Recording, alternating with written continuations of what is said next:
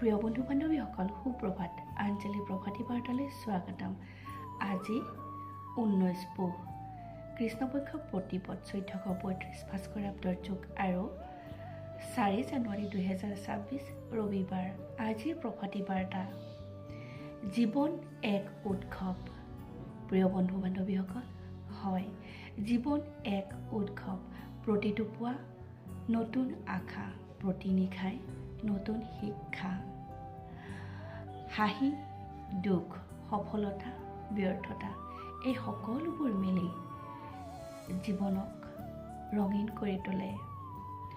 মনক খোলা ৰাখি কৃতজ্ঞতাৰে প্ৰতিটো পল উদযাপন কৰক, কাৰণ প্ৰতিটো সৰু সৰু আনন্দই জীৱনৰ সৰ্বাধিক ডাঙৰ উৎসৱ।